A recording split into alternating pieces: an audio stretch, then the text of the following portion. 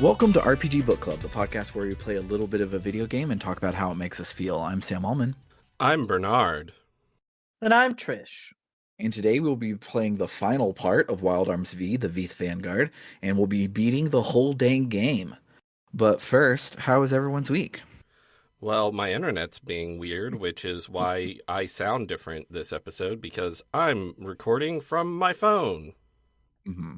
And you will either sound like you're recording from your phone, or you'll have the entirely too touchy web backup recording. Either way, it'll sound weird to you, listeners. To us, it sounds very weird right now because it's through your phone. Yes. Other than that, because of something of a clerical error, I ended up getting like $50 worth of groceries for $20 today, so that was nice. Oh, nice. Yeah. That's about all I have to talk about.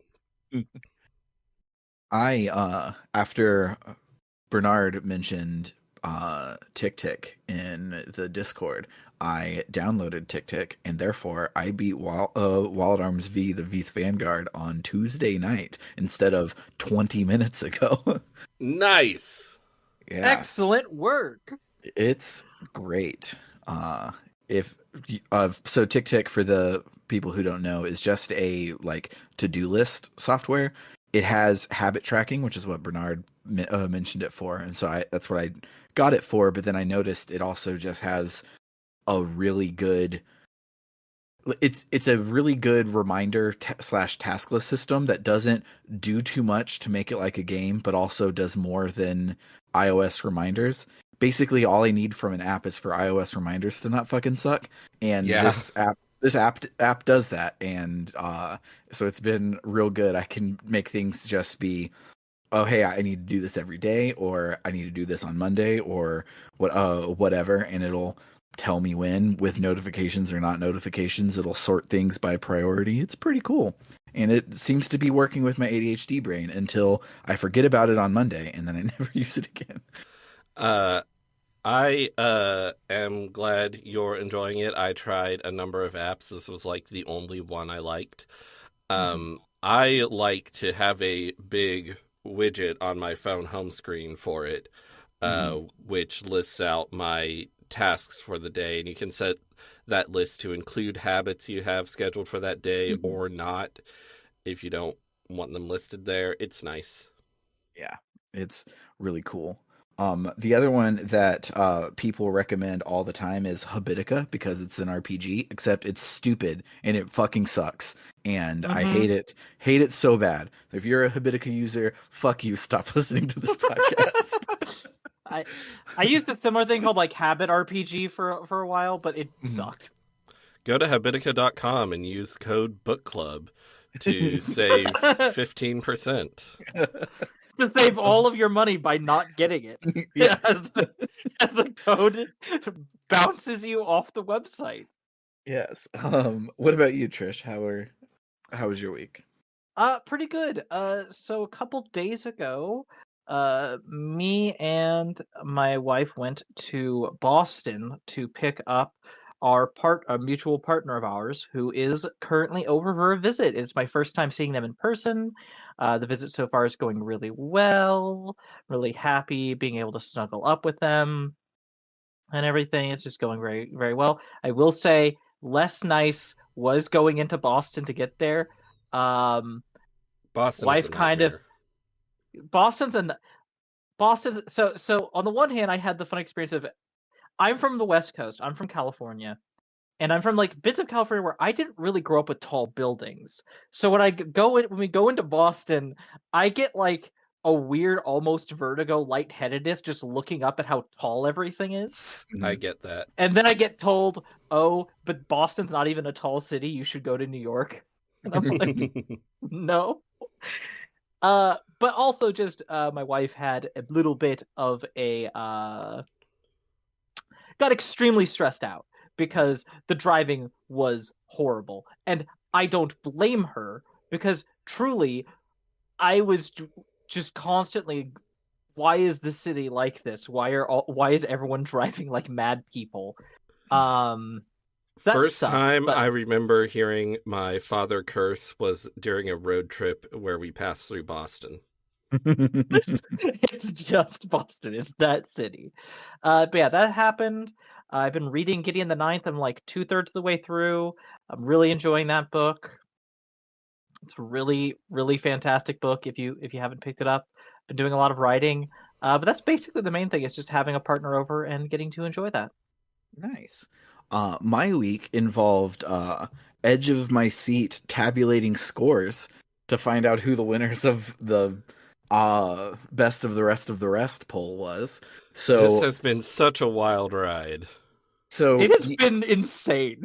so we were settling in like through most of these weeks. The clear winners were Final Fantasy X-2 and Paper Mario. Like people would come through, and none of I don't think either of those were anyone's number one, but like both of those were like everybody's number like 3 or 4. The process was working. That awesome. We were going to play those two games.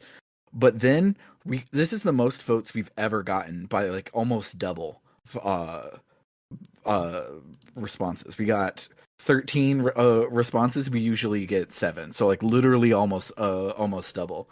And That is the last awesome. Almost as many votes as games on the poll.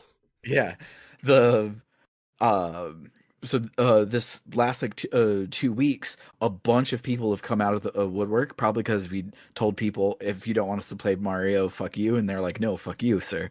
And so it went from at one point it looked like we were going to be playing Shining Force and Okage, and then that switched over to be Breath of Fire 4 and Wild Arms, and then on Monday when we're getting ready for today, we look and it was a clear winner, Breath of Fire 4 and Wild Arms, and so we were talking because I'm working on a font mod for Wild Arms, and I was like, well, we'll do Breath of Fire first so that I can finish my font mod so that we don't have to read that font for Wild Arms.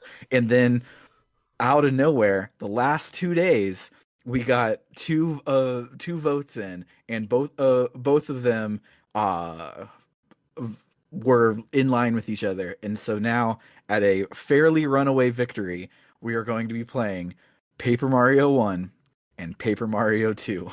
The Hell yeah. joke answer that we thought was going to happen with those two were never winning throughout this entire process, but here they are at the very end, came in clutch, and those are the ones we're going to be playing.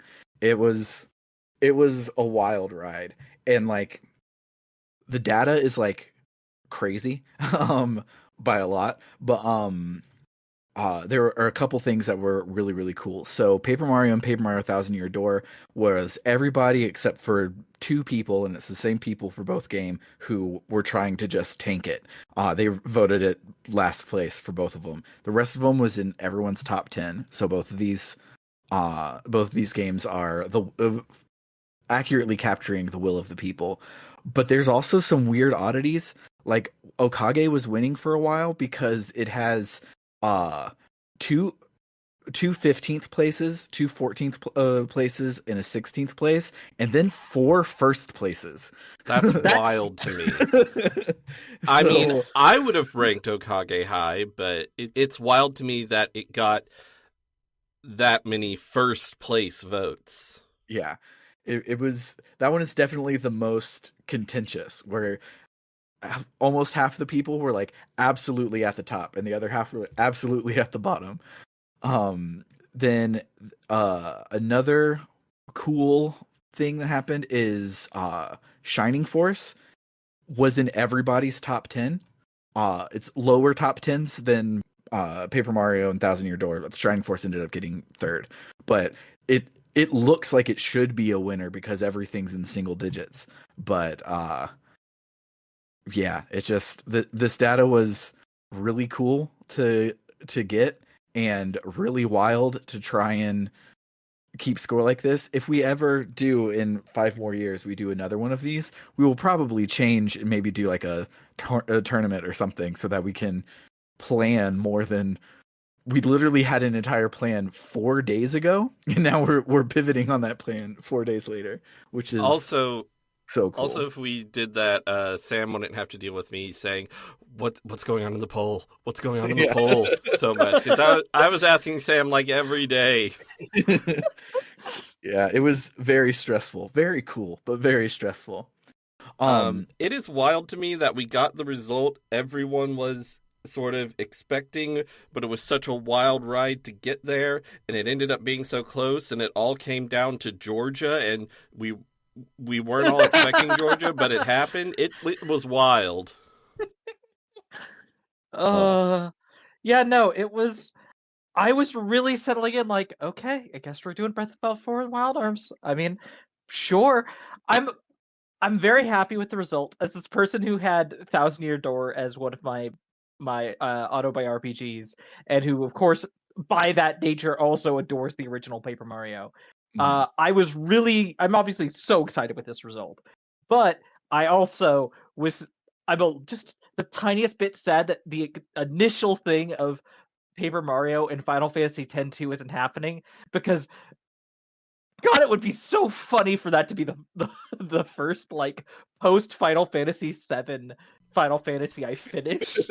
It's the lesbian road trip one. Yes, Which is a direct exactly. sequel to something else. Yes, exactly. It would have been so funny, but that could still happen. Who knows? I'm not. We'll see how the future plays out. But I, this has You're been a still fun ride. allowed to play Final Fantasy X too. Yes, yes, I am still allowed to. You're correct. But will I? Not unless I have to. I'm too busy reading these big books. As soon as I finish Gideon the Ninth, I have Jasmine Throne to read, which also looks really good. And then, of course, I have Harrow the Ninth and Nona the Ninth and stack of Cosmere books I haven't read. So, speaking of Paper Mario, and more specifically Paper Mario: The Thousand Year Door, Paper Mario: The Thousand Year Door is getting a remake in like the next 6 months. So we're going to shuffle the order around a little bit. So instead of doing Paper Mario, then Thousand Year Door, and then our sellout game we had planned, we're going to do Paper Mario, then our sellout game, then Thousand Year Door. Because our sellout game is also a remake, and it's one that comes out in 2 weeks because of course the only sellout game we could possibly do to cap off our celebration anniversary year is Persona 3 Reload. So we will be Hell playing yeah. Paper Mario, Persona 3 Reload, and then Paper Mario Thousand Year Door. Hopefully on the remake. If when we finish Persona the remake's not out, we'll just play the old one. It's no big And deal. they might, Nintendo usually does a big direct in February, so by the time we finish Paper Mario, they might have announced Thousand Year Door's release date, and it could be anything from Shadow Drop today to it's coming out in November. Yeah. So we'll see, and we might change our plans depending Yeah. on that. Yeah. Yeah, because it would be great to just play them both back to back, but we also want to play the new Shiny because all three of us are going to get the remake. And why Yeah. finish the original to then immediately pick up the remake and play it again? That would be silly, as almost as if Bernard did that whole thing with the Super Mario RPG just a moment ago. Uh, And Persona 2 Eternal Punishment. yes. But Oh, Persona 2. but yeah, I'm super excited. I'm mostly excited that the cast was recast, not because the last cast didn't do a good job, but Vic Mignogna should never be hired ever again. So I'm Yes. glad that we have a brand new cast. They all seem to be doing pretty good too. So You Hmm. say that, and I'm genuinely like, I would love to see or I don't know how this could happen, like what stars aligning would lead to this, but like, if we could get a new dub for the Full Metal Alchemist series that doesn't have Vic Mignogna, like, here's the thing is, I'm genuinely curious. I want to hear someone else play Edward Elric. Like, Mhm, this motherfucker has taken that role for so long, mhm. and he doesn't deserve it. Someone else should get to play him now. Yes. Anyway, go ahead. Sorry, Bernard. Oh, I was just going to say they also have a new female vocalist for the music Mhm, this time around, and I love the original vocalist, but I really like this new one too. And mhm. her takes on the returning songs like are different, and I'm really interested to hear more. Mhm. So the new opening is not a remix of Burn My Dread, which has me like worried. But I hope, I mean, beyond every hope, that it's still going to be the final boss track because it hits so hard when it comes in. And if they save it all the way until the final boss, like how Final Fantasy VIII does the main battle theme, then I'll be so happy. It'll get me so hype. every time they remake a Persona game, which happens a lot since Persona 3, Mhm. they do a new intro with a new song. So Yeah, I'm yeah, sure Burn My Dread's going to be in there. yeah. But the original and Fest were both two versions of Burn My Dread. So Hmm. for Persona 3 specifically, this is new, but for Persona, it's not new at all. Oh man, I'm sorry. I just went through a whole thing where I forgot what I wanted to say, then I remembered what I wanted to say. Um, and while I was saying that, I nearly forgot again.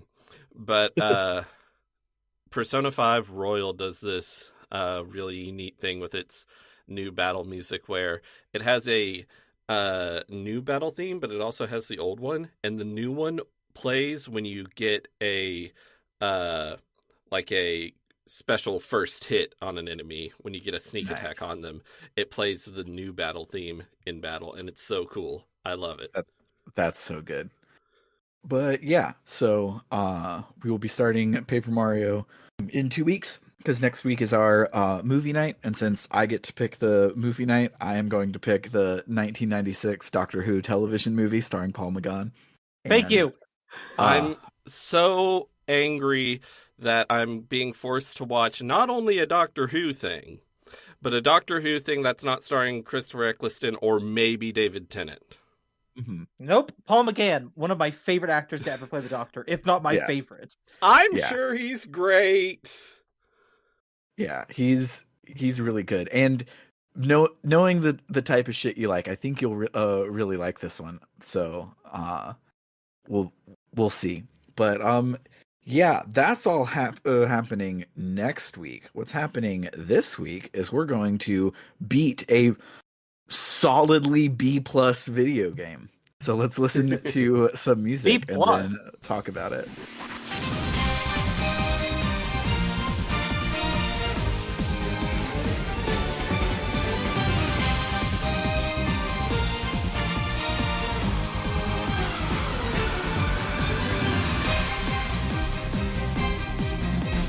前の城深く閉ざされた真紅の花ビンと咲き誇る隠せない君を探してる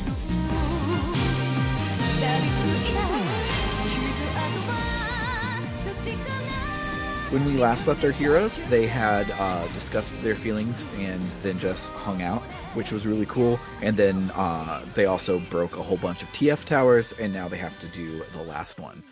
Um, Finding out how to get to this one is hard and stupid, and I had to look it up because they show it to you in a cutscene with nothing else, no landmarks to know to let you know where that is, and you can't see it from everywhere like it would make sense to. You only can see it if you're close to it, and it was annoying to get there. When you do get there, you have the first of two required golem battles, and it's stupid, and I hate it. And so I it started, and I was like, oh well, I guess this is a thing. And I set my controller down, and I went to get something to eat, and then I came back, and I had won. So that's Like, fine. I understand when they do it later because it's part of a dramatic sequence of events, but this is just a wall that you have to break down. Mhm. Uh, since that's what we do in this game, you just have to get through this wall, and then you're at the tower. But you can't make a uh, you can't make a battle like this actually mechanically interesting because of how it works. It's just going to check uh, all it Did can you? do theoretically. What? All it can do is check. Did you install the four golem parts we just gave you? Yeah, Cool. and I was about to say that, then I got tripped up because guess what? I didn't even do that, and I still won handily. So it's not even doing that. All it can do is waste your time. It's Mm, not even a for the frog the bell tolls where it is checking if you've done progress. yeah. It's weird. Like I love the Digimon World subseries of Digimon games, which includes Digimon World, the original, then Digimon World redigitized for PSP, and Digimon World Next Order. All of the other ones called Digimon World or Digimon Story games. It's complicated, but in those, your Digimon fights by itself based on how you trained it, which is what this one's doing. But crucially, in the other ones, you can cheer and you can like try and convince it to do something else in the middle of the battle so that you're at least pressing buttons even if it is the AI fighting itself. So the time you put in to like make it good and work properly is still cool and important, but then you don't just have to put your controller down while it does it for you like this game.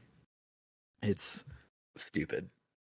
Yeah, so we beat the golem battle. If for some reason you lose the golem battle, you just fight this guy on foot, and I bet that would be a fun fight, but it wasn't hard, so I didn't die. I Um how would you even die? I guess if you take all of your parts out, but even then your punches is pretty strong, so I have no idea. Maybe it's just you have to get incredible RNG. Yeah. Or if you make your algorithm where every turn you only like defend or something, you have I no forgot you could attacks. even do that because why would I even do that? Yeah, There's no need. no, it's stupid. Um, so yeah, once you get inside, the there's some stupid unimportant like mid boss, and then Avril is like the TF towers were all protected by the Force Sentinels, and we defeated all of them. So Volsung himself is probably at the top of this tower. We need to be on top of things, and then some monsters start to attack us, and so Rebecca is like, "Okay, let's split up. Dean, you take two people with you for a party of three, and you go upstairs, and the other party will stay down here and fight this boss fight." And so I was like, okay, well, it's canonical for me to bring Dean, Rebecca, and Avril to be my main dungeon party. So that's what I'm going to Yeah. do. Surely the other people will be fine, and this won't be the hardest fight we've done so far with a shitload of health who can also heal. And all of my characters were set up to like steal things and not do any damage.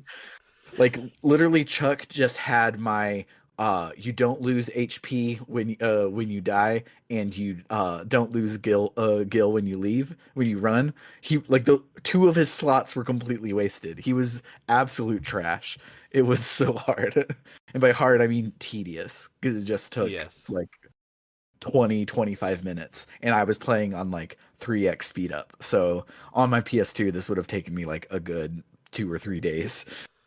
It's definitely more tedious than difficult, but wow, is it tedious. Even with how over leveled I am compared to y'all and my B team being set up fairly well, it took a long time.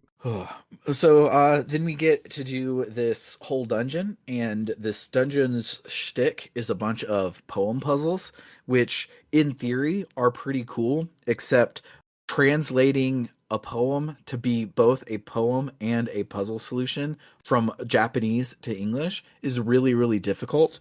And they didn't do a fantastic job here. So all of these poem puzzles, I read it, I'm like, well, I can tell it's trying to say something. Hey, guide, which of these things do I shoot? And then I make my way through it. Mm-hmm. We also, as part of them, we get a final arm part for Dean's tool thing, and it's called the duel sign. If you shoot something that you can fight, it will give you a mini boss fight. And I used it the once to solve the puzzle, and never again. It's very stupid. Mm-hmm. There are a whole bunch of uh, special super bosses spread throughout the world, hidden in weird crystals, which you may or may not have come across. Yeah. But I once we get to this next room where we get the actual point of no return for the game, I immediately just walked into the crystal and continued the game. I did double my save so that I can go back if I'm feeling nostalgic. I can go back and do it, but I did not even for once think like, I'm playing the game really early this week. I have time. Maybe I'll go do an optional dungeon and deck my people out for the end. I just tore through it and kept going. Mm-hmm. So, after we go to the point of no return, Avril is like, something weird is going on.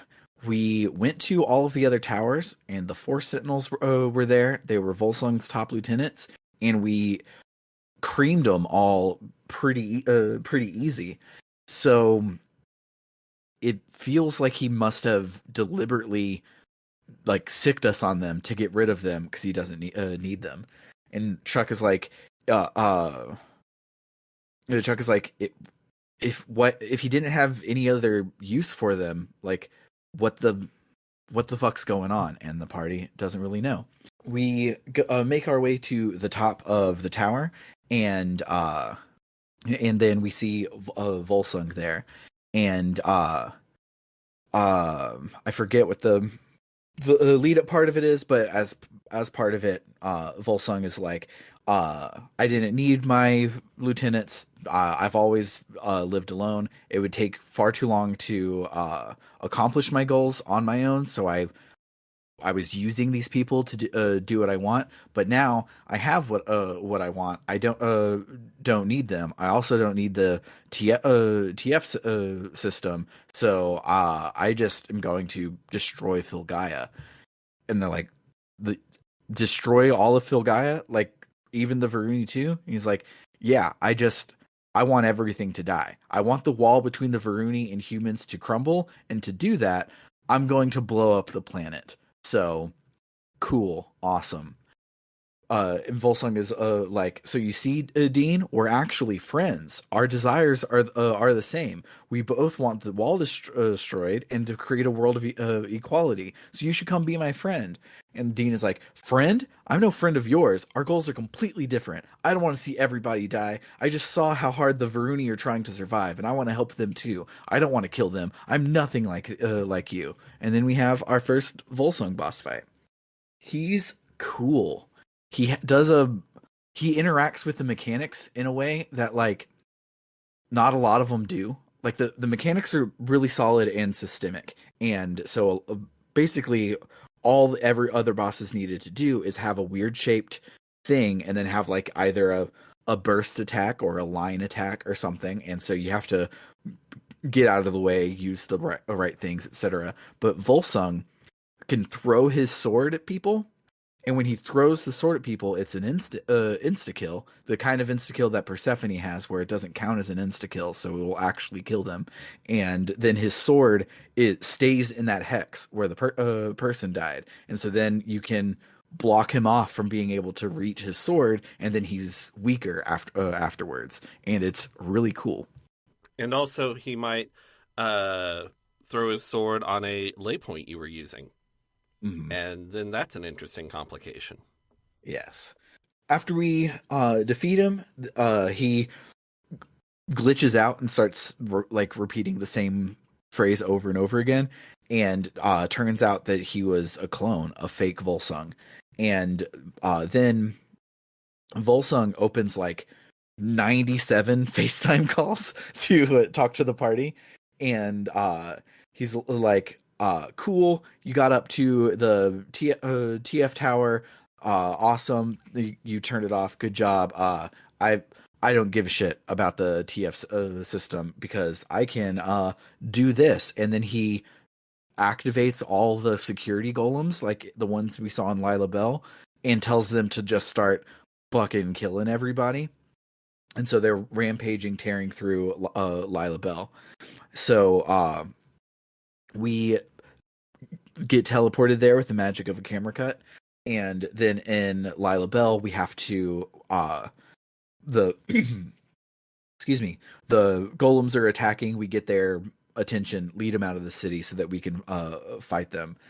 And that after we fight them, they're like, "What do we do if we stay here to defend Lila Bell? Then somewhere else will die. Like, what possibly can we do to do it?"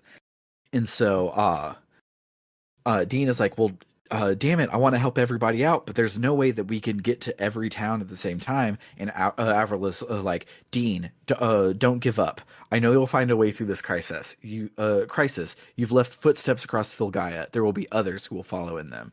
And then it cuts to fucking Nightburn and Duo fucking fighting golems and redeeming themselves and whatnot. And then Nightburn says that he's doing it to impress those two meaning Dean and Persephone, who's there. And so they have their reunion and they're shooting golems and winning and stuff. And it's cool, I guess.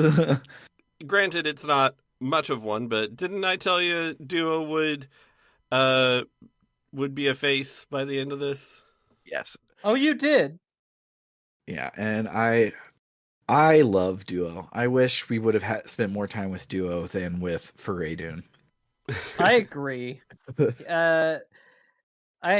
Yeah. And then perplexingly, Dean is watching this and he's like, "Wow, Nightburn, you really are the greatest. I'm not even close to you. It's thanks to you that I'm here now. If you hadn't told me, I'd never thought of breaking down the wall between the races. Nightburn, you really are my hero. I'll pick up where you left off," which apparently means genocide and enslaving all of humanity and tricking them to like die in mines and shit. Nightburn seemed to regret that right before he died. So okay, picking up where he left off right then, not a second earlier. At that moment, the Mayflower flies over Lila Bell, and Bartholomew is like, "Hey, Dean, can you hear me? The darkness tier is getting like it's powering up really, really high. Looks like Volsung is going to blow up the planet with it. We need to stop him. He's on the bridge of the Locus Solus. We call that the black box for some reason. I'll teleport you there now." So as the teleporter is energizing, like literally from Star Trek, the is happening in front of them. A golem comes over and is about to destroy them. So then Faradun pops in and saves them, and he's like, "Leave this to me." And him and Chuck have some sort of resolution thing, but I don't give a shit about either of those characters, so I didn't even screenshot what happened. When the party gets to the black box, it's the place where they first got Asgard and they had to fight a shitload of golems, but there's no golems this time. It's completely cleared out. Well, when they get in, Volsung calls out to him over the intercom or whatever, and Dean is like, Volsung, what are you trying to do? Destroying Filgaia won't get you anywhere. Don't do meaningless things like that. And Volsung is like, "Oh, but that's exactly my desire. I wish to see all destroyed and return to nothingness. It will not be long now before the darkness tier is charged to full power. I truly hope that you arrive before then so that we can enjoy the fireworks together. Please try not to disappoint me. Well then, good luck." And then assume every paragraph for the rest of my notes here that it cuts to Volsung and he's like, "Oh my god, do I think Dean is hot? Like, why am I so worried about Dean? Do I have a crush on him? Is that what's happening?" He just continually is like, why do I want him to come and fight me? Why don't I just kill him right now? There's like 8 of those that are almost word for word identical. It happens just over and over and over again. Yeah.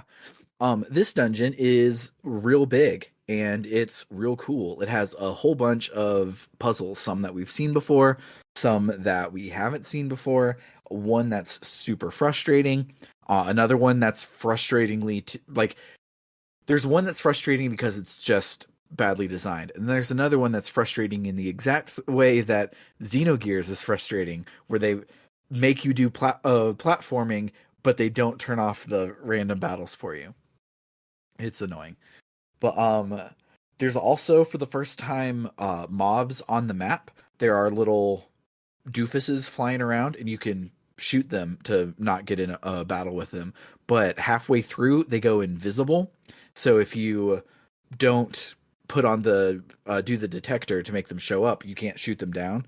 And I didn't even think about using the detector ever. I would see my aiming reticle moving around the screen. I'm like, all right, I'm about to fight a cat, and it was cool. Partway through, Avril is telling the group everything she knows about Volsung, and she mentions that he's a half breed between Varuni and human. And Dean is like, why is he so intent on destroying both races? He, more than anybody, should be able to see both sides of the equation. And Avril is like, I don't know, but maybe he was influenced by the darker side of both societies. Then we cut to Volsung, who's staring pensively off into space, and then he remembers the black and white scene that we've seen about 8 times now of when he was possessed by the black mist, but this time we get a little extra at the end of it.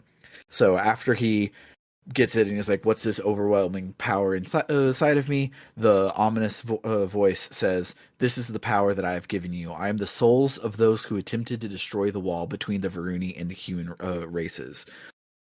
And then after that point, the filmmaking is really cool. It cuts from Volsung to Volsung whenever the ominous voice is speaking, and Volsung's mouth is moving. So he's obviously possessed and talking to himself, which is really cool. Some real Lord of the Rings Golem stuff going on. Yeah, I was about to say it's Smeagol and Gollum. So Volsung is like, you mean other people have tried to do that too? And he's like, yeah. The voice says, yes, many have tried and failed. Many more will undoubtedly try and fail as well. And Volsung's like, I haven't failed. I haven't given up yet. And a voice is like, yeah, you have. You suck. You haven't done anything. And Volsung's like, you're right.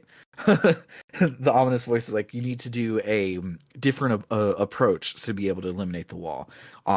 If you view the matter from the opposite direction, you'll see that the only way left to destroy the wall is to destroy both races that created the wall in the first place.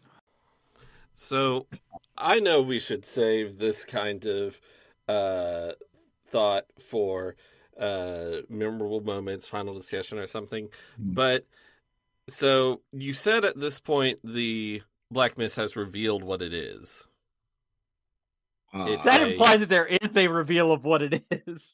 No, not. I don't think it.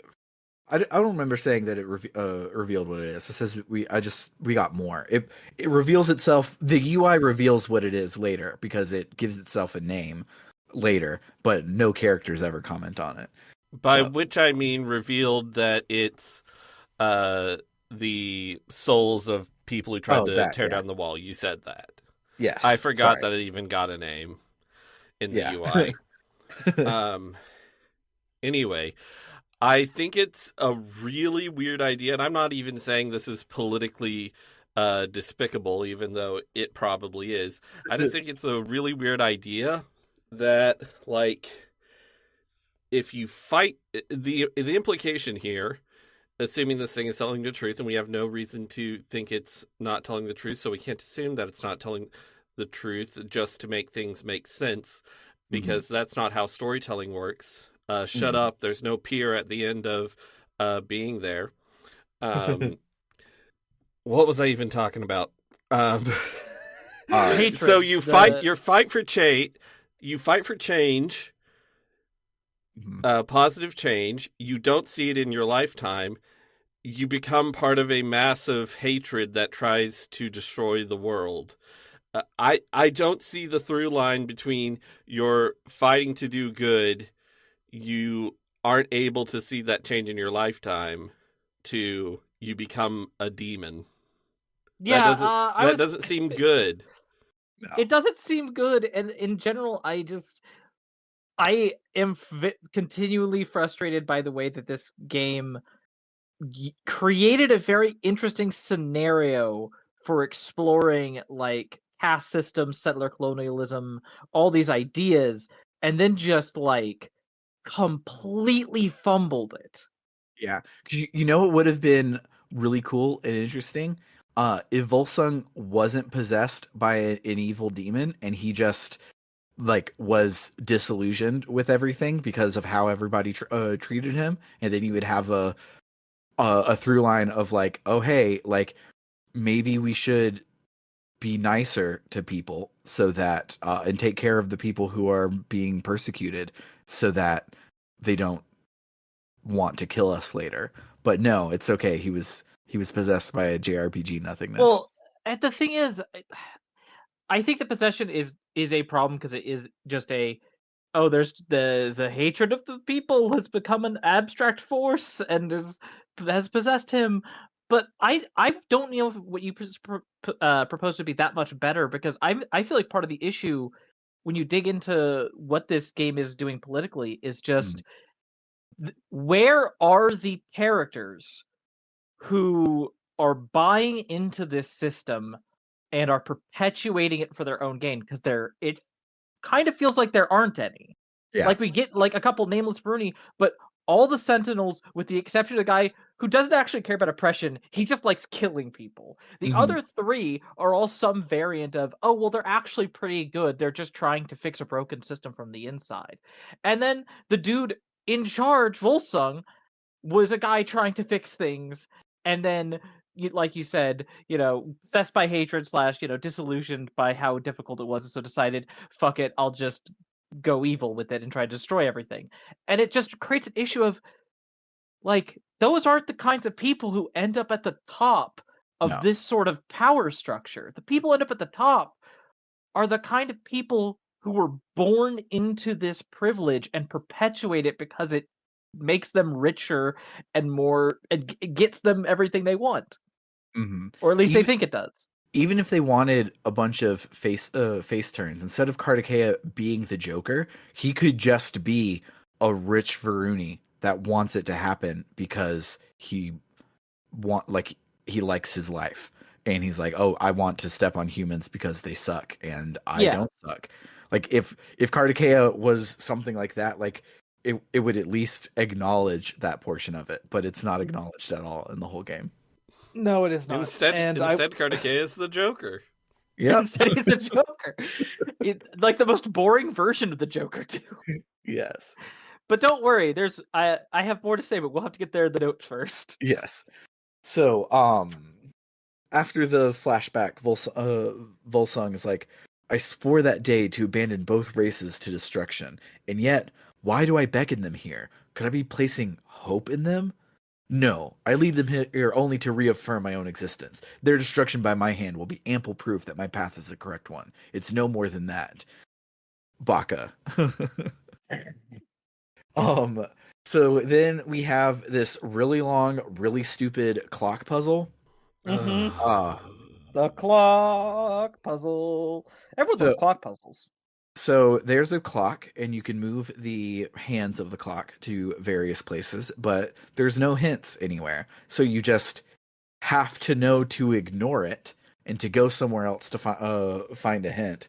And so you go somewhere else to find the hint, and the hint is a stupid hint that doesn't make any damn sense. And so then you go back, and that doesn't do anything. So then you have to know, oh, I should count how many torches of different colors there are in these rooms, so that way I know that I should put it to the 6 and the 2, and then you do that, and it will finally open the door. It's very stupid. I hate it so much.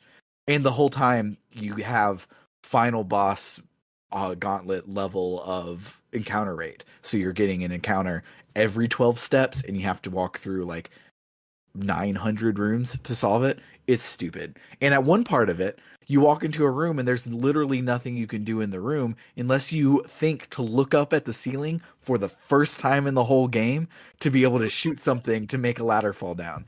It's bad. I hate it. Finally, my mom's video game skills of looking at the ceiling will serve her well. Next game, we're gonna be doing the mom thing of moving the controller when you have to do a jump. It's going to be useful. It's the solution to the puzzle. Yeah. And so I hear what you're hearing and what you're thinking. You're like, oh, if all I have to just go get these correct things, I'm just going to look up what the answer is on the guide and put that in. But if you do that, you won't have opened every treasure chest in the dungeon, because you have to have opened every treasure chest in the dungeon to get 4 MacGuffins that you have to have at the end. And I hate it so much. But partway through, the party is walking, and then their cell phone rings. It's playing a chiptune version of the opening theme to Wild Arms 2. And turns out that Carol's backpack has been a cell phone this whole time, and the professor calls to talk to her. And he says that he finally found a way for the Varuni to live without a fear of the VR factor. That they had been looking into the mediums, but they weren't able to. But Varuni weren't able to commune with original mediums, only copies. And they're like, He was like, I couldn't figure out what happens. Why that was happening. But now that Varuni and humans have teamed up to fight all of the golems, they have started to work together, and that peaceful partnership is making Filgaia not reject them so much, and so now they can use their mediums, and and everything will work. But what I want to know is, Avril only made 6 original mediums, and we have all 6 of them. How does he fucking know that it's working now? I thought Varuni, like, weren't they could only there were only the duplicated mediums, because they can only make blank mediums. I thought Varuni couldn't really use the blank mediums either, and it was more like a human needed to activate it, because they could, like, be Yeah, it connected was like directly to Filgaia. the it didn't need to be an original. Like, a Varuni can only communicate with the planet with an original medium. They can't communicate with a copy medium, but humans can communicate with the planet with a copy medium. And a Varuni can use the human as a middleman, so long as they're all cooperating and working together. So it turns out it was the Yes. power of friendship all along. Yes. Yeah, either way, it's dumb. It was the power of friendship all along. So he's like, so the wall between the races is beginning to crumble, but in order to destroy it completely, we need something else to bring the races together. Dean's like, what else do we need? He's like, I don't know, maybe just a symbol of some sort, something that they can look to. Good luck, Owen, defeating Volsung. Surely this isn't stupid, and you'll just be a beacon of hope for people. So the way you phrase that just makes me think of the end of Ghostbusters 2. I have never seen any Ghostbusters movie ever in my whole life. I watched the cartoon a lot as a kid, but never any of the movies. But yeah, so Dean's whole driving goal of tearing down the wall between the races happens off screen. So fun. And very quickly. Yes. They later talk about this event as if we're done tearing down the wall now. Yeah. We've been in this dungeon for 16, 17 minutes, and that was all they needed. So it's just like how after 2 weeks of serious actual COVID lockdown, we all came together and realized a whole bunch of systems in our society were bullshit, and that's all it took. Yeah. We're like, everything sucks. Let's make it not suck. And now we've been living in a utopia and not the opposite of that, which I know is dystopia, but I wanted to say the opposite of that for the last 4 years. Isn't dystopia technically not the opposite of a utopia? I think it's more complicated, because it's a place that looks like a utopia at first glance, but turns out to be the a heavily flawed society that is a criticism satiring some aspect of the real world. Yes.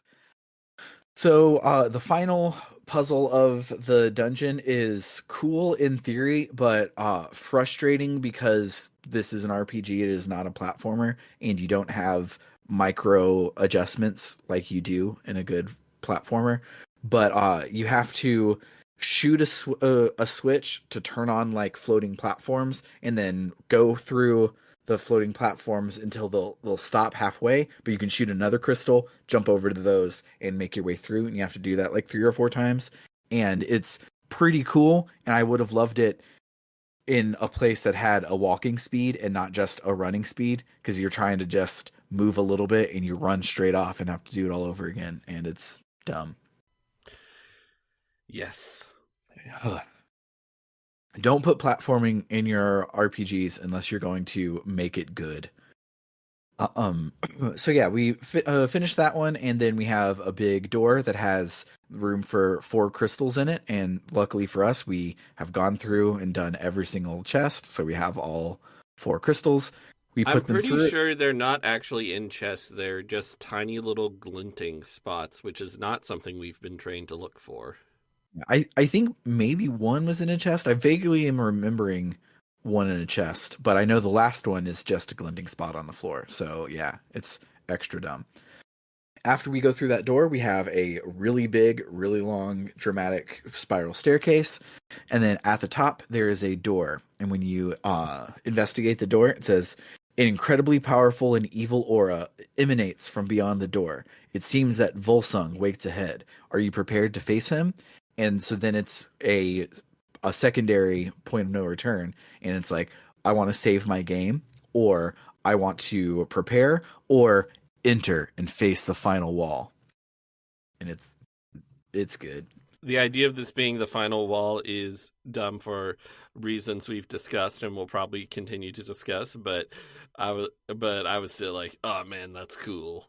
It's good wording. Yes. So you go to investigate, and Dean turns to everyone. He's like, all right, I've got a plan. And then it fades to black, and it comes back up. And Rebecca's like, that is a stupid fucking plan. And Dean's like, well, this guy's really strong, so we might as well try it and see what happens, because if we fight him head on, maybe we won't win. And they're like, all right, cool, whatever. So I think I like their odds fighting him head on better than Dean's plan. And let me be clear. Let me be clear. I am saying this from the perspective of the player at this point of the game. I'm saying it's better than Dean's dumb plan without knowing what Dean's plan is, just knowing Dean. Yes. So Dean's plan is so amazing. So he yes, it is. He gets on the monowheel in the elevator. So when the elevator doors open, he's driving the monowheel at Volsung, who doesn't give a shit. He's just still sitting there with a bored expression on his face. Also, as it turns out, his throne room is way too long for this to count as catching him off guard or anything. Yes. So Dean drives up onto the wall and is like shooting things out of the air. More of the random mob machines are like shooting lasers at him. He's like shooting them out of the air, driving all around, and then one of them hits the monowheel, like blows up right in front of it, and it flings him into the air. So he grabs the monowheel with both hands, screams "Meteor Drive!" and tries to throw the monowheel down at Volsung, who's deflecting it with his sword, and they're like anime locked in like struggle until it's too much and it explodes the monowheel. So then they're down on the ground, like panting in an anime recovery. They then stand up in like a standoff. Dean starts to fire at him. Volsung knocks his arms out of the way. So then Dean front flips and lands on Volsung's sword like fucking Dark Link. And Volsung is like, this is stupid, and just moves his sword out from Dean's feet. So Dean falls down and he's like, Well, that didn't work. So then we have our boss fight with Volsung. Listen, it is so dumb, but it's so fun. It's so good. Oh, It's pure. Listen, if you want to, it's the kind of thing Dean would do. It's just the dumb kind of bullshit that goes through Dean's mind, and I applaud him for it. uh, and it being a callback to Meteor Drive too is it's so good. Ugh.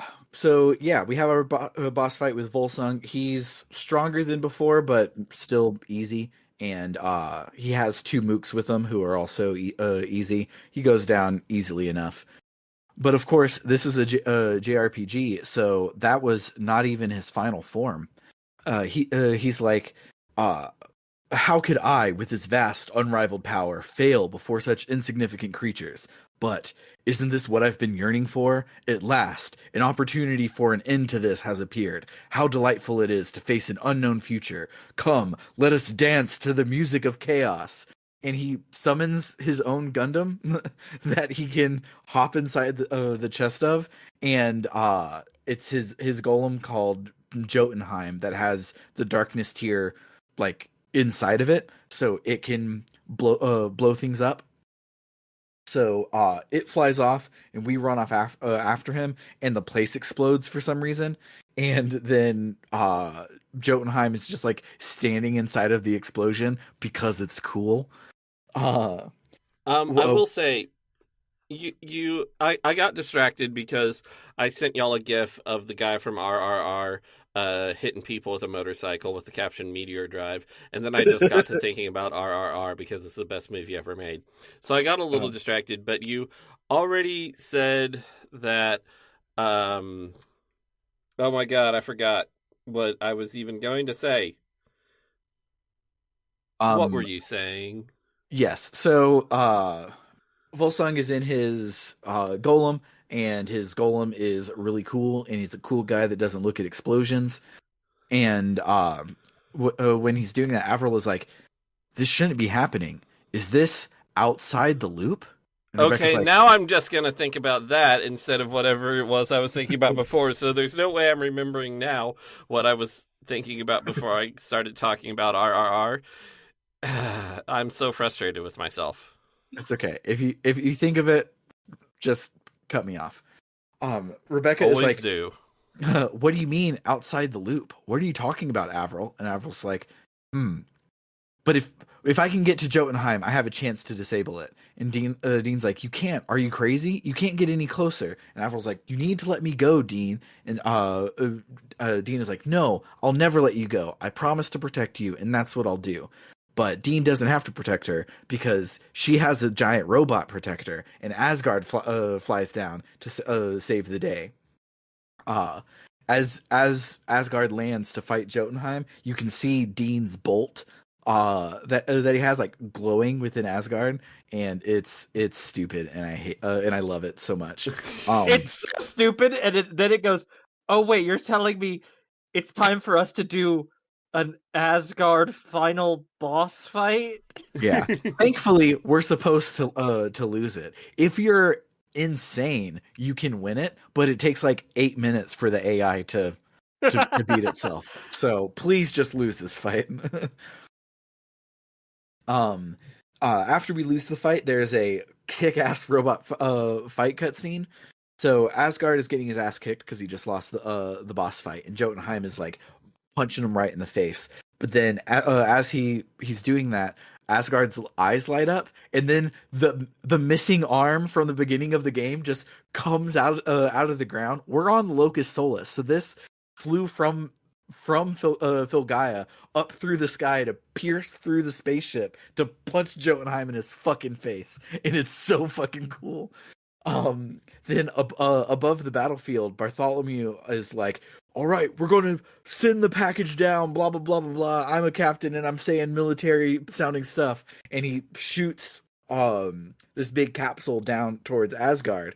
And Asgard looks up, and Bartholomew goes, it's your arm! Asgard reaches up, and he pulls a gun out of the fucking capsule, and he just starts shooting at Jotunheim.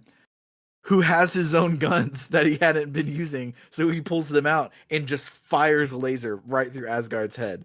And Asgard falls down and drops his gun.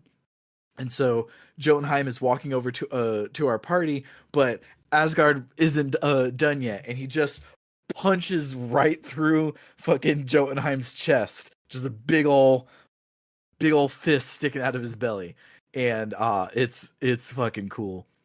These robots have a determination to fist. Yes. That's my Symphogear reference. Volsung's cockpit was also in the chest, so Volsung like pokes his head out to be like, "Hey, I'm not dead," and so Asgard is like, "Well, here, guys, just come on in." It just opens his hand to be a staircase for us to walk inside of Jotunheim to have our final boss fight, and it's stupid and awesome. So we get in there, and Is Dean that like, where they were? yes. Yeah, no, it wasn't 100% clear. I also was a little confused on that. I only know because when I was writing the notes about it about an hour ago, I rewatched it, and I'm like, oh, that's what happened.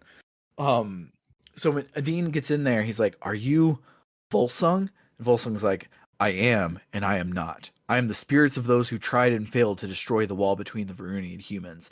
I am the hatred of those who acted for the benefit of all living on Filgaia, only to have those actions rejected, their own lives ended in loneliness and despair. I am one with Volsung, residing in his body, sharing his desires, he shares mine. I long for the destruction of Filgaia.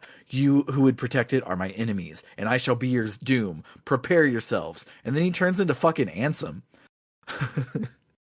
He's this big spaceship looking dude called Legio Volsung, and he has a normal hex, like a random battle hex instead of a weird boss shaped one, and he is always in the northmost hex, and your characters just run around the rest of the way. He hits hard, but not harder than Carol could heal, so it wasn't super hard to take him down. Halfway through, he has a phase change where he becomes more magically focused, but basically he kind of gets easier. Like he has stronger magic, but his regular attack is not as strong, so he's not that hard to take down. And this is the final battle, yes? Yes. I think we should mention that the music fucking owns and is almost 7 minutes so long. Good. It's so good. It will probably be the music you're about to hear. Yeah, and I already downloaded that track because I thought we could all agree that we're going to use it. It's 6 minutes and 51 seconds long. While I was playing the game, I was like, this hasn't looped yet. It's really good.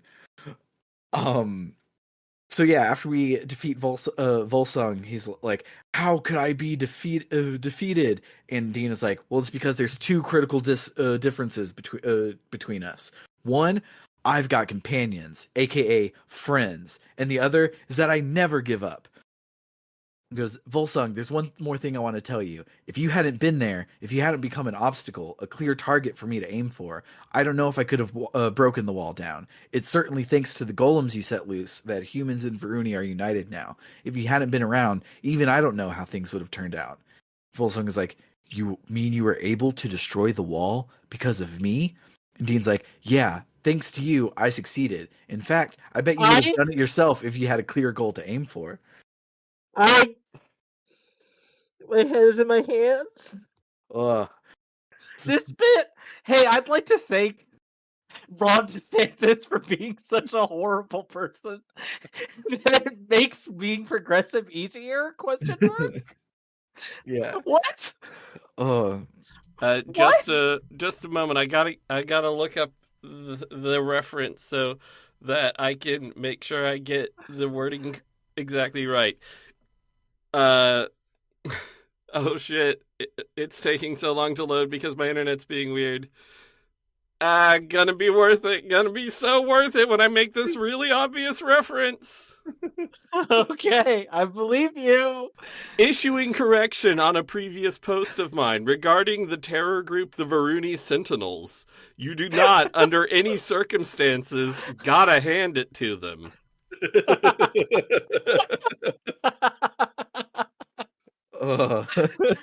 It was worth it. That was very good.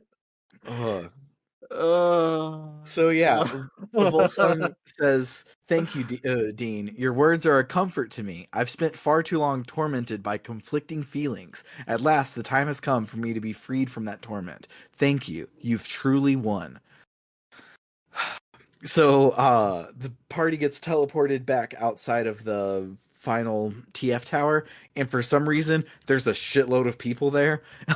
And Duo has their camera out and is like, "So is it all over, Avril, or should I say Johnny Appleseed? Your exploits have been broadcast all around the globe. Can I get an official statement from you as Johnny Appleseed?" And she's like, "Very well. I Johnny Appleseed, say that human representative Dean Stark is the next Johnny Appleseed. I cede my authority to him. He can lead the combined people of Philgaia as the vanguard of a new era. Go ahead, Dean." Dean is like, "So, let's not kill each other anymore, and let's be friends. Like, it's easier to carry something if you have two people instead of one, right? So I think we ought to respect each other, help each other out, and that first step is independence and acceptance for humans and Varuni both. As the vanguard of the combined peoples of Philgaia, I hereby declare today as Philgaian Independence Day." Okay. um Also, during that speech, he's like, and both races have to come together. The Varuni who have enslaved and oppressed us, and the humans which did something bad too? Question mark. Yes, I literally yes. don't even remember what it is because it doesn't. It just doesn't read. At one point, Dean says something about humans accepting their place beneath a Varuni as like the equal and opposite thing that humans have done to make things bad, and I'm like, what? Yeah. uh. It's really trying to both sides settler colonialism here. Yeah, the Varuni need to apologize for stepping on the humans, and the humans need to apologize for getting in the way of the Varuni's boot. It's both sides. You know, Skies of Arcadia was politically a lot less ambitious, and I think even if Wild Arms 5 really stumbles a lot of the way, I think I appreciate it for trying to be Trying. ambitious in its political statements. But at least with Skies of Arcadia, they never tried to make it more complex than evil colonial superpower is bad. Yeah. There is a good thing to being simple sometimes with your politics and your story, and that is sometimes when someone wants to do complex politics, they end up being like, well, we have to make this a really complex issue. We can't make this too simple, and in the process, you end up making progressivism sound like well, you guys are at fault too, and honestly, like maybe you're almost as fault as the fascists. It's like no. No! Yeah, so while everyone is agreeing with all of that, a huge dark misty cloud named Hatred comes and pours out of the TF tower. And it says, "Independence Day, I'll never allow that. Today will be the day of your doom." And then it merges with the TF tower and becomes the TF system itself. So it's trying to overload the system to explode the entire planet for some reason. It's Dean is like, hacking the mainframe. yes. Dean is like, all right, I guess this is a JRPG, and now we have this hidden secret final boss that happens all the time. And Avril's like, no, there's no longer anything you can do. If you attempt to disable it, you'll only hasten the explosion. And Dean's like, well, there's got to be something we can do. And she goes, yes, that's why I'm here. Dean's like, wow, you sound confident. What do we do? And she's like, don't worry, Dean. I'll shut down the TF system. The TF system is causing dimensional turbulence, just as it did 12,000 years ago. If you try to go in the tower now, you could be thrown into another dimension. So I will go alone. Dean is like, don't be crazy. You can't do something that dangerous alone. I'll go with you. She's like, I knew you would say something like that, but this is truly dangerous. Leave this to me, Dean. You're Johnny Appleseed. You have to lead all of Filgaia now. And he's like, I don't give a shit about that. I won't let you go to danger by yourself. And she goes, no, I'm going to enter the tower now. No matter what happens, do not follow me, or you may fall into a dimensional rift. And the camera cuts behind Avril, who has a very serious look on her face, and everybody else is standing there, just like the scene that we saw in supposedly Avril's past. Yes. And Avril's like, I didn't think about that later. I was thinking about that this entire when she mentioned a loop. I was like, okay, yeah, so this is what's going on. Okay. Yeah. I just want to make sure I don't forget to be mad about this later. She mentions this being out of the loop, but it never matters that something out of the loop happened. There's nothing special about this loop. No, it just was there to foreshadow this for people paying attention. It's stupid. So yeah, we don't break out of the loop. We'll get there. So Avril is like, I'd like to say one last thing to Dean alone. And Dean's like, what is it? He goes, Dean, I've loved you ever since we met, and I always will. So I'll come see you again. So please. But she doesn't finish what she's saying, and she turns around and runs into the tower. Dean tries to run after her, but Rebecca's like, no, Avril asked you not to. I have a strong feeling that you need to stay out here while Avril runs in. So as Avril's running back, she's talking to herself, and she's like, how many times have we been parted like this? No matter how often I live through it, even knowing that I'll meet Dean again, nothing is as painful as this moment. Farewell once again, Dean. I wonder what you'll think of when you see the letter that I've left for you. I can only imagine how hard it will be on you, and for that I cannot apologize enough. But don't worry about me. You once told me that treasures are the things that give you strength, and that I treasure the time I spent with you far above anything else. That will give me the strength that I need to return to you and to obtain that treasure once more. I imagine that I will shed a tear yet again the next time I see your face. Even without my memories, there are things my body will never forget, like the warmth of being cradled in your arms. That warmth was more than enough to melt the heart of the Ice Queen. I know the people of Filgaia will find it just as comforting. Farewell until we meet again. Then beams of light pour out of the tower for some reason, and the beams can be seen all across Filgaia, and the entire planet starts to glow. Dean is like, awesome. Seems like Avril did it, so let's go find her. It's probably safe now, right? But then the big spirit of hatred shows up again, and we're like, oh fuck, it didn't work. But then Volsung has his face turn, and he comes out and he slices down the spirit somehow and saves us. Right behind him, coming out of the tower, is Avril. And she comes up and is like, are you Dean? And Dean's like, yeah. Why wouldn't you know that I'm Dean? And she goes like, cool. Here, read this letter. It's a message from Avril. And the letter is pretty long, but she's like, I apologize in advance for the surprise that this letter will call you. The person standing in front of you is not the same Avril that you know. As a result of the dimensional turbulence caused by the TF system, my consciousness will be thrown back 12,000 years in time into the Avril, the Ice Queen of that time. I suspect that the Ice Queen's consciousness will likewise take the place of my own in your time. If this letter finds its way into your hands, then this is most likely the case. Perhaps from the shock of traveling 12,000 years of history, I will lose my memory for a short time after being thrown into the past. It is thus likely that the Avril standing in front of you has also lost her memory. Please take the hand of the Avril standing in front of you. Everything will start from there. And please show Rebecca's diary to her as well. The memories of that journey are a treasure to me, and I'm sure that treasure will bring her to open her heart to you. Please do not worry about me. I will enter cold sleep after a time, and I will look forward to the day I meet you again, 12,000 years in my future. One last thing. You spoke of my tear upon our meeting as a tear of sadness, but that tear is not only from sadness, it is also from my happiness at being able to see you again. So please, don't blame yourself for it. With all of my love, Avril Ventfleur. Dean Can I then just gives say it... something? Go for Yeah, it. go ahead.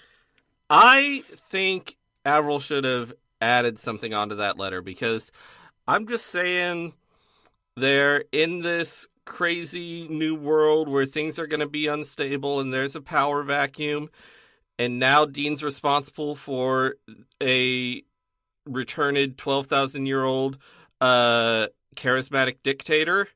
I think Avril should have said, keep an eye on her too, Yeah. just in right? case.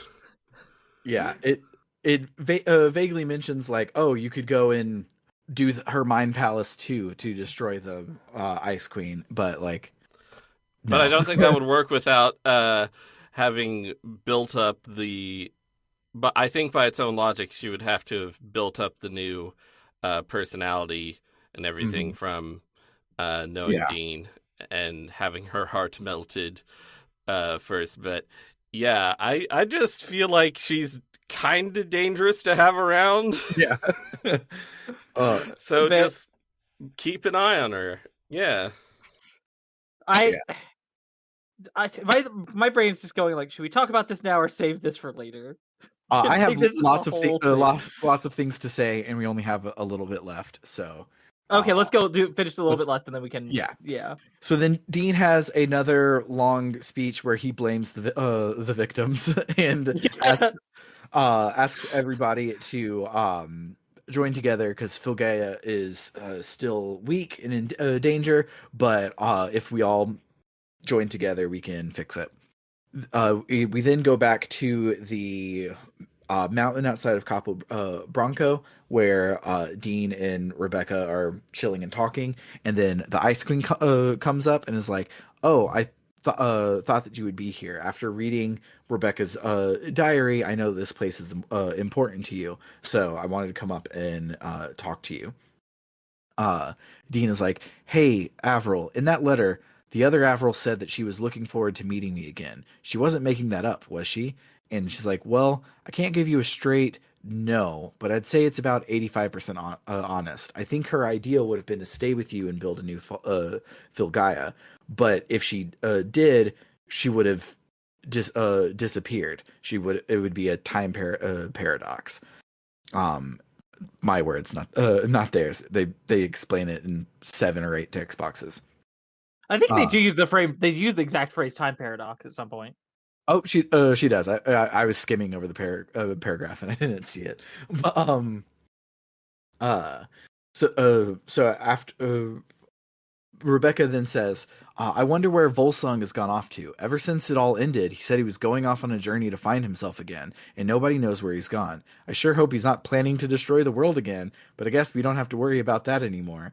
Dean's like, Now- "Yeah, he's just a victim after all." My initial reaction is that's stupid, but I mean he was possessed by an evil demon that was controlling his actions, so I was initially like, why are they letting Volson walk around and why are they calling him a victim? And I'm like, well, he was possessed against his will by a demon, so okay. Yeah. And importantly, he wasn't the current Johnny Appleseed, so it's not like if he decided he's like, "Oh, since I was in charge before, I can just like people will look towards me and want to do it." Like, no, he was a renegade going off and killing a bunch of Varuni when we met him at the beginning of the game. Bartholomew was the Johnny Appleseed. So, if anything, what's Bartholomew doing at this point? Well, I Because- mean, actually, technically, at this point, Avril's back, and it's widely known that Anne Avril is back, so she's Johnny Appleseed. That makes the Ice Queen even more dangerous. I didn't even think about that. She is the de facto ruler. or well, de she did. jure ruler, or whatever it's called. Our Avril did not succeed her power to Dean, so Dean is technically the current Johnny Appleseed, and Duo had the camera out. So I think Ice Queen would just have to say never mind. that was a move. I was doing something there. That was Yeah. my 3D chess. Yeah. And I'm Johnny Appleseed again, actually. Yeah. So Dean stole the election. He did. Dean is like, Volsung was a victim after all. If it hadn't been for that thing that took over him, he'd have been doing the same thing that we were, and we only succeeded because he gave us a clear wall to break down. If it wasn't for him, I might have ended up the same exact way. And then Avril's like, I wonder what would have happened if the four of us met as children. So then the credits play, and it's the four of them as children running in a sunset while the credits music play, and it's Weird.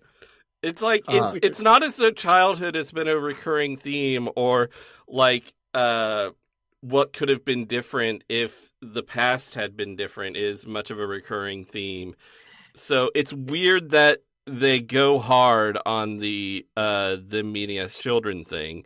It's cool. It's kind of cool, but it doesn't really ring thematically. So it's sort of like, why? Yeah, like the time travel thing, it really feels like this whole bit is very just like, if I don't want to put on my editor hat / my English teacher hat, but I will if I have to. And here it feels like a very strong like, okay, this is a nice idea. Either support this earlier in the text or don't bring it in at all. Mm-hmm. I think you brought it in unsupported at the very end. I think this would be fine unchanged if you move the credits from here to after Dean's celebratory speech, where he's like, "We're going to save Phil Gaia," and then the credits roll, and then this be a post credit scene, like, and we have a post credit scene, so they knew about it at the time. It wasn't a new thing, but this being a denouement afterwards instead of being the climactic thing that you roll credits on, I think would have been fine. But yeah, post credits, there's a scene of Avril looking at her stasis pod, and she steps into it to set the loop back in motion. And that's the end of Wild Arms V, the Veeth Vanguard. So let's listen to that amazing song, and then we'll talk about our memorable moments.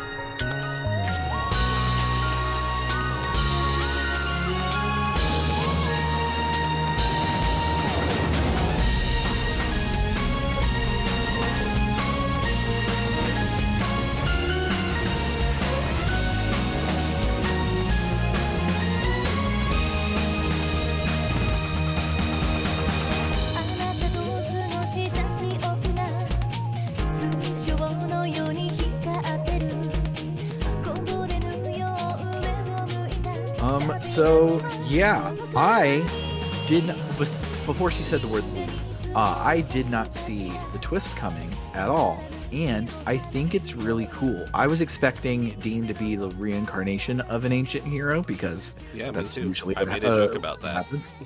We did, yeah. And the idea that our Avril is just a I forget what they call it in the Flash, but a timeline that doesn't have a beginning or end. It can't actually fit into a timeline.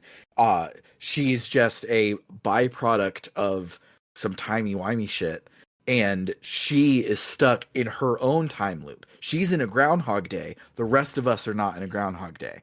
This is not a time travel story. It is Avril's one time through a Groundhog Day story. And that's kind of really cool. And like you said, Trish, is supported throughout the text in so many things. Like, oh, Avril made the mediums because she knew y'all needed the mediums to tear down the wall, and she made 6 of them because she has 6 friends. And she wrote all of these things about the ancient hero Dean because it was about the future hero Dean. And all of these things line up and click into place so cool. Nothing else in the ending lines up and makes any sense. Yes. But this twist is, it so cleanly solves a lot of the like lore questions that I've had for the whole thing, and I didn't see it coming until it happened, and I thought that was so cool. When we saw the glimpse of her memories and it seeming to show the future, I didn't guess time loop, but I definitely guessed time travel was going to be at play. I do really like I love time travel in general. Bringing time travel to things makes me happy most of the time. Not all the time. Some people are really bad at it. But and this is a really, as you brought up, this is a very weird, unique kind of time travel where there are effectively two Avrils. There's Avril and the Ice Queen. And the Ice Queen's life goes up to a certain point. The TF system activates. She is immediately transported to post-game credits, basically. And then she lives out the rest of her life in the future. And then there is just Avril, who is living a time loop of this exact period of time over and over and over again. And that's weird and interesting and kind of goofy, but goofy in a way I like. It is like, I think it would be easier for me to appreciate if it wasn't so messy here at the end. If there wasn't also we have to feel bad for Volsung, and actually humans are to blame too, and hatred, the dark hatred force. I also think I think the coolness of the Groundhog Day situation would have hit me more if they had sold it more, because there's not a voice cutscene throughout this for basically this entire revelation of the concept. If the scene where she's running into the tower, even if it had not been fully animated, even if it had just been over those same frozen shots that we saw in the actual game, if there had been voiceover with Avril's really good voice acting, that would have been cool. Also, I had the LP archive up as well that you were presumably reading from, and Avril is wearing a alternate costume, which is like a stupid pantsuit or a stupid office worker outfit, and it's really funny to me that she's doing this in that outfit for some reason. That's all I had to say. Yeah. So, everything this game was trying to say about colonialism did not stick with me after ending the game, but all of the stuff about the Groundhog Day thing is so unique and cool, and I've been thinking ever since I beat it. I've been thinking of, oh yeah, so that's why we saw the thing in the future, because it is in her past. It is a memory. It's a memory from 12,000 years ago, because I was 2 months in our future or whatever, and I kept thinking of all of these different things that were so tidily cleaned up by this. That makes me wish they would have just said colonialism bad and not tried to do anything extra with the I will also say, like, in that I really do enjoy this twist on time travel. I think too many stories, when they bring in time travel, they're obsessed with the concept of like, I'm trying to make it really neat and clean in a way that like wouldn't, like, effectively this is a bootstrap paradox question, because the question becomes, where did the Avril in this time loop come from? She only exists because of the existence of the time loop. There is no other reason for this Avril to exist. And it's like, a lot of stories would not engage with a thing like that. And I really appreciate a time travel story that goes, yeah, no, that's just how it is. It's like, what do you mean that's just how it is? I don't know what to tell you. Time remnant. That's what they call it in the time remnant. Yes. Yeah. In the Flash show, you're right. The Flash is the only other time travel thing that I've dealt with that has a concept like this of like, oh no, time travel is weird and tricky, and some things don't have a beginning or an end, and they're just a time remnant. Like in Legends of Tomorrow, one of their main villains is the Reverse Flash that doesn't actually exist because of the timey-wimey shit in the main Flash universe. He's the other actor, not Harrison Wells. And Yeah. and like He's I love that shit. And he's just running fast to time travel himself into his own tiny sliver of a timeline because that's all that he can do because he shouldn't exist. And that shit is cool. And I like time travel doesn't make sense. It like there's way too many paradoxes, you can't get away from all of them.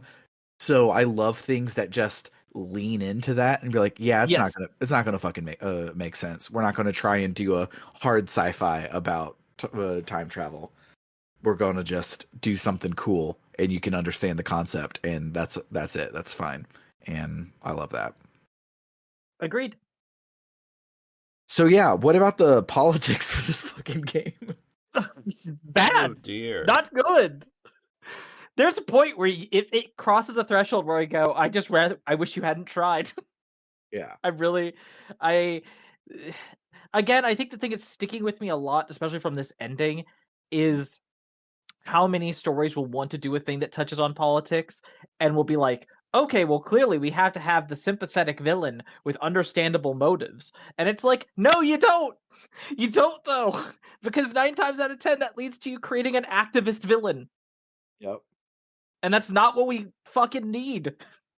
Yeah, it's so weird that they try so hard to land on a nuanced take, but they're not actively like investigating on their takes. They're just trying to be like, oh yeah, hurt people on a grand scale. So that means that they're just hurt people and we can save them. But it's like, no, they kind of You double literally genocided When you last said episode. when you said hurt people, my brain didn't process that as that phrase, which is a phrase I've heard before. It processed that as hurt people. And I'm like, no, that's just Kartikeya's thing. Yeah. That's not relevant.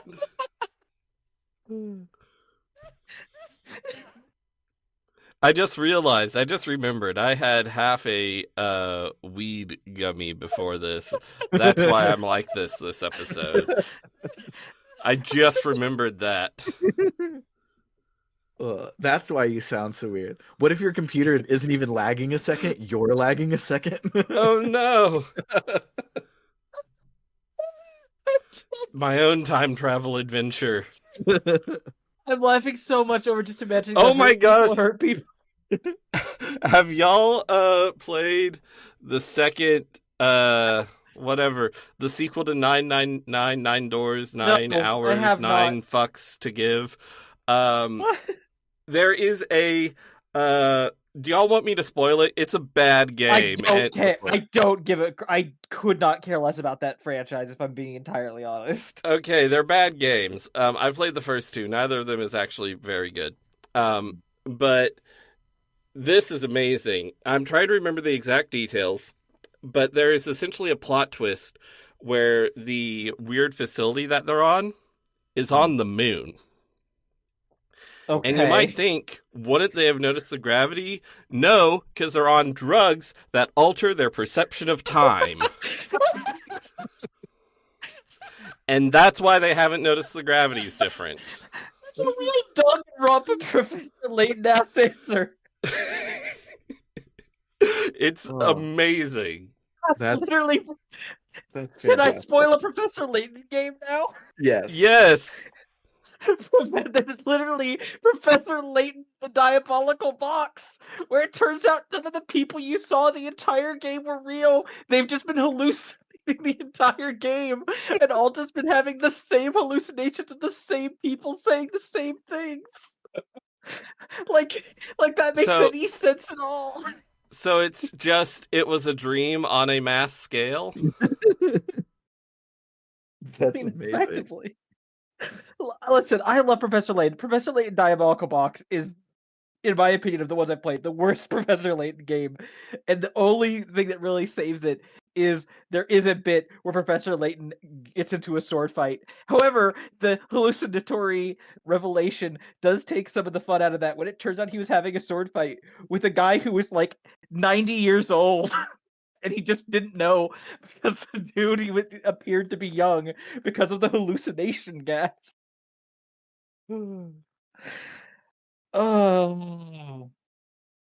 Yeah, no, the politics in this game, I think they could be better. I'm gonna take a hard stand on it could have been done better. Yeah. Yes. Uh, yeah. I cried laughing.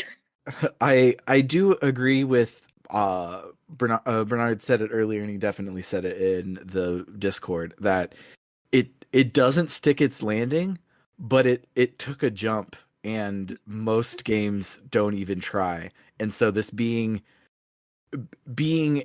bad politics because it has politics at all make it interesting in a way, even if it's not good, and no one should copy what this is doing. Yeah, and I will say it's not that the politics aren't despicable, they are, but they are in a very generic way, which I They are, find yeah. which Which is find frustrating when easier early to on. Yeah. Oh, go ahead. I was going to say I feel like. Go ahead. I was going to say what was I going to say? You said they were The bad in a politics are generic way. Bad in a generic way, which I find easier to overlook because it's just sort of like you're just sort of misguided. You just sort of have like a default instilled in you belief or tendency. I understand that. Been there, buddy. Probably still am in some ways, buddy.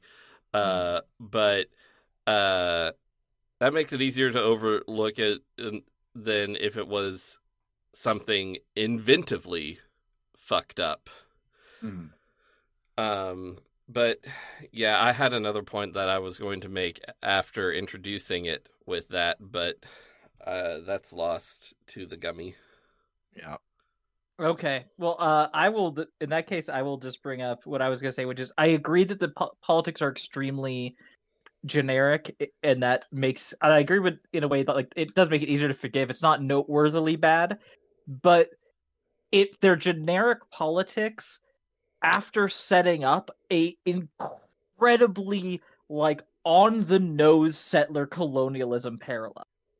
Mm-hmm. Like most things with generic politics don't write a story about people coming from space and subjugating the populace with their advanced weapons and like this whole thing that feels just 100% settler colonialism, and then just go on to be like, but the cycle of violence, and we've got to just all work together and put down the hate. And it's like, what?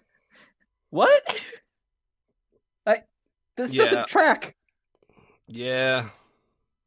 It really feels like it feels like maybe as things were getting near the end, maybe like the script wasn't put together in time and they were working through it somewhat linearly, and people were just having to like it felt like the writing team got bigger is what I'm saying.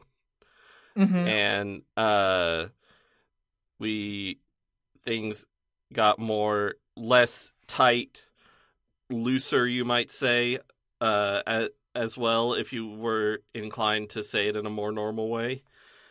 Things got looser, and things got politically, it got more generic and less interesting in a good way, and less interesting in a good way, not less interesting in a good way. You know what I mean. Yeah. I know what you mean. I hear the words you're saying. Yeah. So when we started playing this game, I picked to play it because I've always known that this would probably be my favorite game when we finished it. And I don't know if it's all the way in first place, but it's definitely in the top 10, probably top 5. It's really hard for me to rank favorites like that granularly, but so I don't know exactly where it would land, but it's so fun, both as a video game to play. Like I adore most of the dungeons. I love the battle system. Uh and then it's also fun with shit like Meteor Drive and the things like that. And as me and Trish have established, fun is better than good. And this one is both good and fun. So yeah, it's way up there on games that I really love, which is awesome because it would suck if I was like, yeah, I've been looking forward to this game since 2008. Let's finally play it, everybody, and then it was garbage. That would have really fucking sucked. But I thoroughly loved playing this game. Well, I'm very glad. I when I logged this on Backlogged, I gave it a 4 out of 5 because there are a lot of problems with it that we've noted thoroughly. There is so much that is so good about it, though. However, I think I said in the Discord while we were talking in our secret walled off channel that the prying eyes of our listeners can't see. While we were talking in there, shit, I lost my train of thought. God damn it. Filmmaking, yes. If the filmmaking in the non-voice scenes were like anywhere near as good as Skies of Arcadia's voiceless filmmaking, it would be a 4.5 out of 5 easily. But the unvoiced cutscenes are so uninteresting. And the fact that the rare voiced cutscene always goes so hard makes them feel even dinkier in comparison. Yeah, I wasn't sure about bringing it up, but since you threw the gauntlet out, I will say, having only played Skies of Arcadia last year, I would give this game is more of on like a 4-star on the border of 3.5 for me, and I think I might be a lot more charitable if I hadn't just played Skies of Arcadia, and in so many ways I cannot help comparing them. In my brain, they're both very specific kinds of genre fiction as a JRPG that don't normally are a genre a JRPG goes for. They're both they both have kind of a weird throuple dynamic going on with the 3 leads of a guy and 2 girls. They both have or attempt to do kind of cinematic storytelling visuals and cutscenes in a way that I sometimes do feel is a bit similar. But the difference is Skies of Arcadia is Skies of Arcadia, and it yes, the politics are so much simpler, but in exchange for that, you get an incredibly fun romp that its biggest dings against it come from just ooh, that's a rough cultural thing you might not have wanted to do there, game. Maybe don't play on that indigenous trope. Oof. Where with this game, it's just oh dear. And this game has really cool battle system. I really like the battle system. It has a really just like the walking around doing dungeons, even if sometimes the puzzles are rough, is still also fun. Like the gunplay of it to fit the Wild West aesthetic works to a level I wasn't expecting. But and the story and characters can be very fun at times. It's just also they frequently found myself just being this is rough. And I definitely like it. I really enjoy it. I'm glad I played it with you. I am unsure how interested I am in the rest of the Wild Arms series, but maybe that I'm completely wrong. Maybe I'll really love the rest of the Wild Arms series.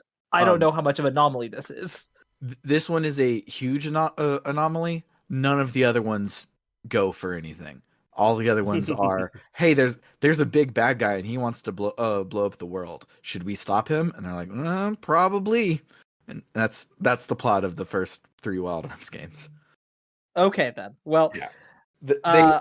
They also are basically not in this series. Wild Arms 4 and 5 are such a hard pivot for the series that they basically don't feel the same. The first 3 Wild Arms are a lot closer to late Super NES RPGs than they are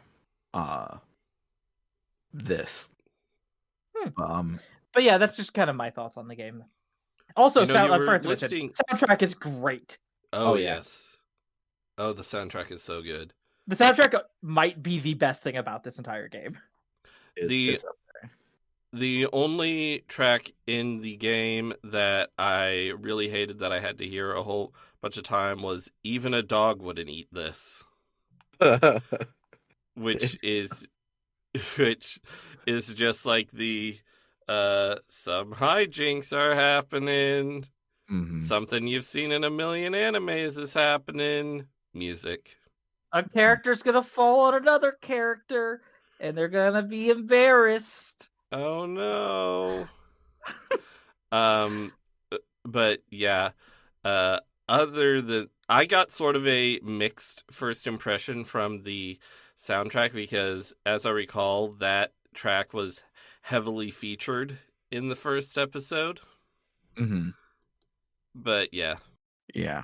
Also, every episode of this season has been the title of a song from the soundtrack because all of the names for all of these songs are fantastic.